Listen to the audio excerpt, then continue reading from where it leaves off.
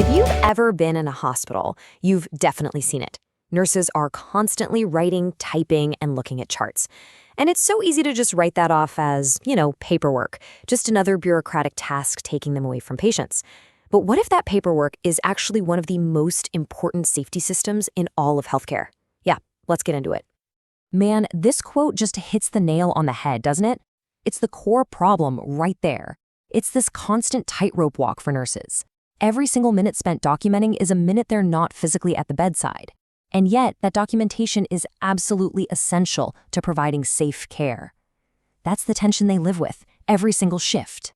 So let's start by digging into this conflict, the documentation dilemma. Because to really understand why this paperwork is so critical, you first have to appreciate the incredible pressure it puts on the people who are actually doing it. Okay, so let's get a really clear definition on the table. Officially, documentation is the written proof of, everything. Every single interaction, every test, every medication, and, this is so important, how the patient is responding to all of it. It's basically the official story of a patient's entire journey through the healthcare system. And that leads us to the big question, right? If it creates such a massive time crunch, why is it an absolute 100% non-negotiable part of the job?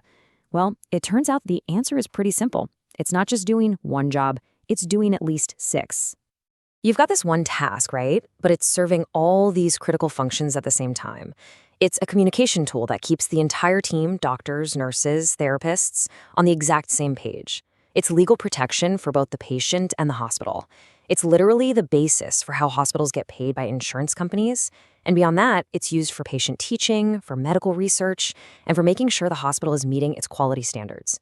It is doing so much more than just writing down facts. Okay, so to really get how this all works, you gotta know that documentation isn't just one thing. It's really split into 2 big categories.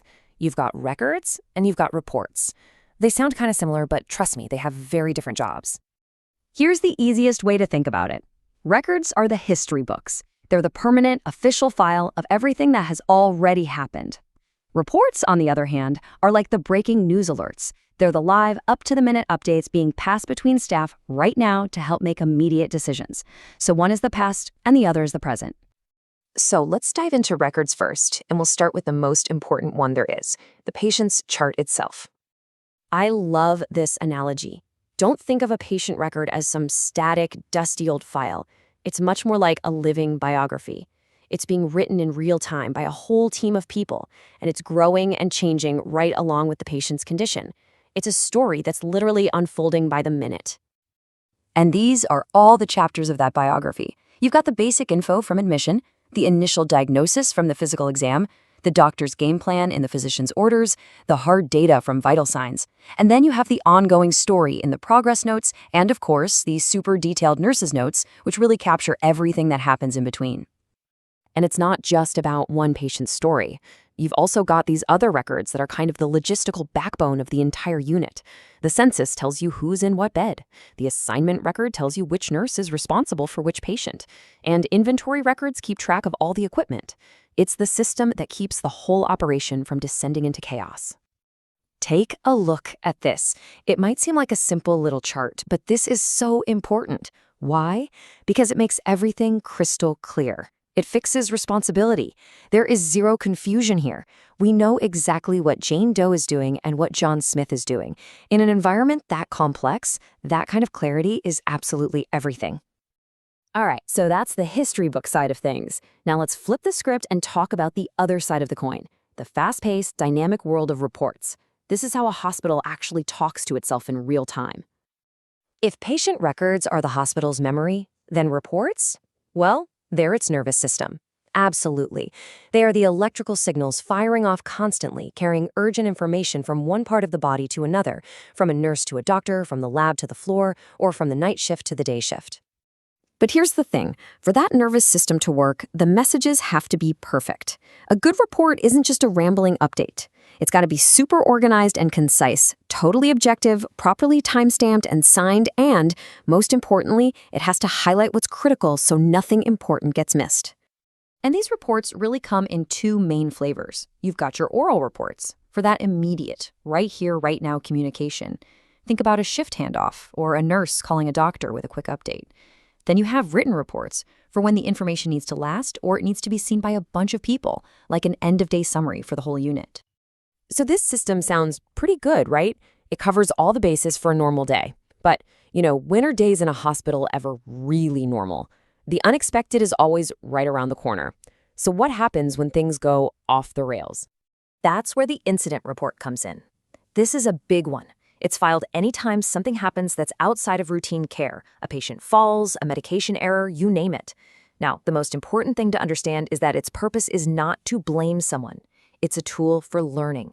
It's designed to help the hospital figure out why it happened so they can put new systems in place to make sure it never, ever happens again. It is a cornerstone of patient safety. Okay, this brings us to our final section. And honestly, this is where the rubber really meets the road. We've seen how important this whole system is. Now let's look at what happens when it all breaks down. Because the stakes could not be any higher. In healthcare, there's an old saying, and it is deadly serious. If it wasn't documented, it wasn't done. So incomplete or sloppy charting isn't just bad form. It can have huge legal consequences for everyone involved. Let me walk you through a few ways this can go so wrong. First up, the documentation just doesn't match the patient's real needs. Let's say the chart notes say, patient stable, over and over. But at the same time, the vital signs data clearly shows the patient is getting worse. In a courtroom, a lawyer will use that to paint a picture of neglect, that the staff just wasn't paying attention. Okay, here's another huge red flag for lawyers. The timeline is all messed up. A note about something critical that happened at 2 p.m. doesn't get entered until 8 p.m., way after a bunch of other notes. That immediately looks suspicious. It makes it seem like someone might have gone back to change the story to cover up a mistake, and that just destroys the credibility of the entire chart. And this last one, it's subtle, but it is so dangerous. It's when the language in the notes implies a bias. For example, a note that calls a patient demanding or non-compliant. That's subjective. Instead, the note should just state the facts. Patient requested pain medication 4 times in the last hour. The first version can be twisted by a lawyer to argue the staff didn't like the patient, and so they gave them worse care. The language has to be 100% objective. So let's bring it all back. The next time you're in a hospital and you see a nurse focused on a chart, I hope you see something different. You're not just looking at paperwork. You're looking at the hospital's central nervous system. You're looking at the legal shield for patients and providers, and you're looking at the quality control system that pushes medicine forward. You're seeing the invisible architecture that keeps all of us safe.